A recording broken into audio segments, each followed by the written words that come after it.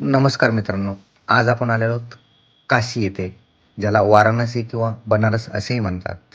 ही भारतातीलच नव्हे तर जगातील सर्वात प्राचीन सतत वसलेली नगरी मानली जाते. ही नगरी उत्तर प्रदेश राज्यात गंगा नदीच्या काठावर वसलेली आहे. काशीला भगवान शंकराची नगरी म्हणले जाते. असे म्हणले जाते की भगवान शिव स्वतः येथे वास करतात.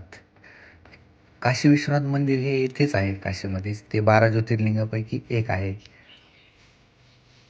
हे मंदिर शिवभक्तांसाठी अत्यंत पवित्र स्थान मानले जाते. तुम्ही हे पाहत आहेत हे गंगा नदीच्या काठावरचे घाट आहेत.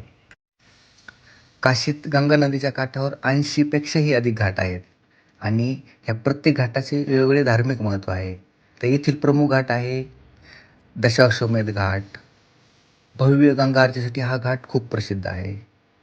पुढचा आहे की मणिकर्णिका घाट, जे 10 संस्कार होतात व मोक्षाशी जोडलेला जो आहे तो हा मणिकर्णिका घाट आहे. नंतर आहे की हरिश्चंद्र घाट. हा धार्मिक अंत्यविधीसाठीही पवित्र मानला जातो, जो हरिश्चंद्र घाट आहे. नंतरचा आहे अस्सी घाट. योग, ध्यान व सकाळची आरती येथे केली जाते. नंतर आहे पंचगंगा घाट, जो 5 नद्यांच्या संगमाशी संबंधित जो आहे तो आहे पंचगंगा घाट. गंगा नदी ही भारतातील सर्वात पवित्र नदी मानली जाते. हिमालयातून उगम पावलेली गंगा काशीमध्ये मोक्षदायिनी मानली जाते. हिंदू धर्मात असे मानले जाते की गंगेत स्नान केल्याने पापांचा नाश होतो आणि मोक्ष प्राप्त होतो. गंगेच्या काठावरती पूजा, आरती, ध्यान, साधना आणि अंत्यसंस्कार केले जातात. गंगेचा शांत प्रवाह मनाला शांती आणि भक्तिभाव देतो.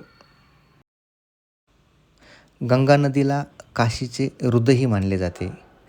हिंदू धर्मात उत्तरवाहिनी गंगा अत्यंत पवित्र मानली जाते. असे म्हणतात की गंगेत स्नान केल्याने पापांचा नाश होतो. तसेच काशीत गंगाकाठी मृत्यू आल्यास मोक्ष प्राप्त होतो असेही म्हणतात. आणि भगवान शिव स्वतःच काशीचे रक्षण करतात. काशीची गंगा म्हणजे केवळ नदी नाही, ती जीवन, मृत्यू आणि मोक्ष यांचा अखंड प्रवाह आहे. गंगा आपल्याला शिकवते, जीवन वाहते आहे, बदलत आहे, पण श्रद्धा शाश्वत आहे.